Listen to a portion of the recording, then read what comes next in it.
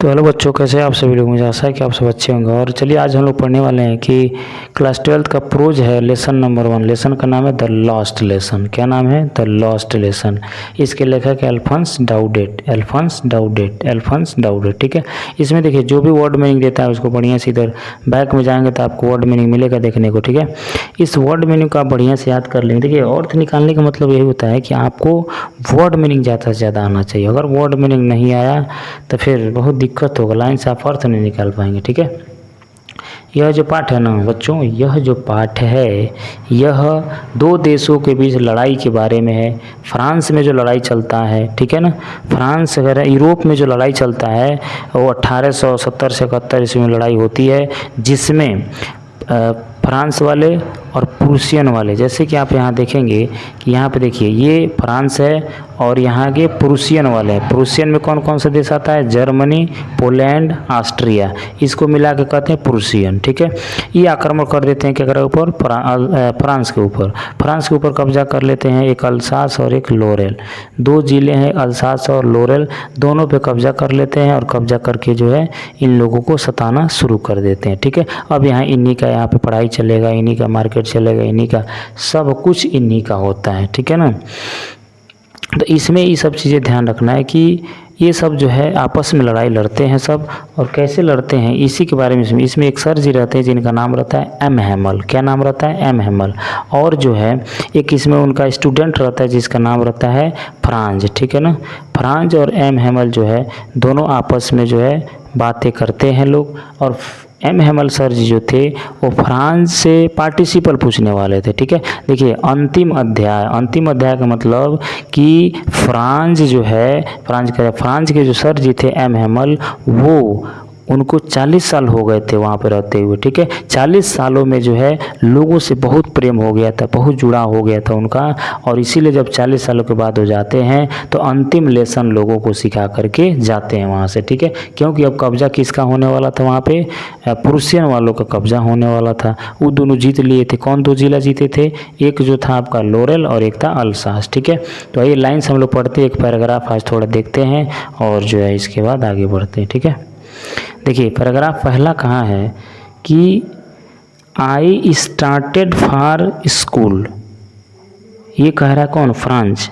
Very late, मैंने अपने school को प्रारंभ किया बहुत देरी से। मैं अपने उस दिन दैट मॉर्निंग मतलब क्या होता है? उस दिन, उस मॉर्निंग मैंने बहुत देरी से स्कूल को गया, प्रारंभ किया। ठीक है ना, मतलब देखो अर्थ निकालना बहुत आसान है। आई माने मैं, स्टार्टेड मैंने शुरू किया, फार माने के लिए, स्कूल मैंने स्कूल के लिए शुरू किया।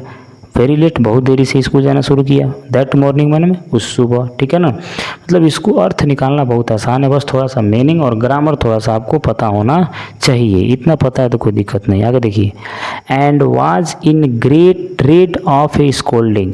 और जो मुझे था ना, वाज माने था, इन माने मेरे अंदर, किसके अंदर? मेरे अंदर। क्या था?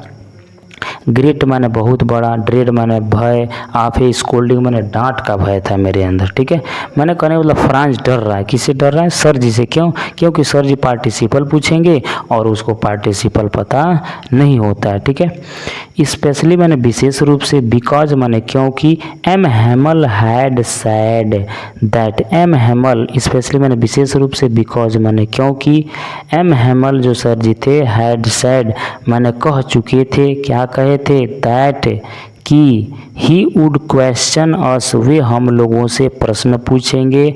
ऑन पार्टिसिपल माने पार्टिसिपल पर हम लोगों से क्या पूछेंगे? प्रश्न पूछेंगे। एंड और, I did not know the first word about them.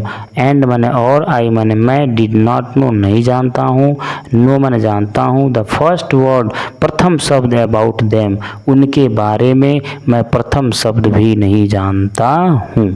ठीक है, मतलब यहाँ तक का अर्थ आपका हो गया।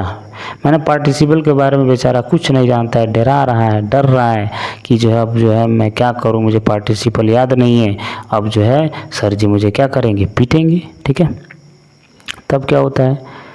फॉर ए मोमेंट, कुछ क्षण तक, आई थॉट मैंने सोचा कि जो मैं क्या करूं जब स्कूल ही ना जाऊं। ये ना सोचेगा कि याद नहीं थी स्कूल ना जाओ, पहले हम लोग भी करते थे, पढ़ा नहीं याद है तो मत जाए स्कूल, घर नहीं रहता, फिर परसों पिटाई थोड़ी पिटाएगा। ठीक है, आई थॉट, मैंने सोचा, आप रनिंग अवे में भाग जाता हूँ, दूर भाग जाता हूँ स्कूल से और घर से।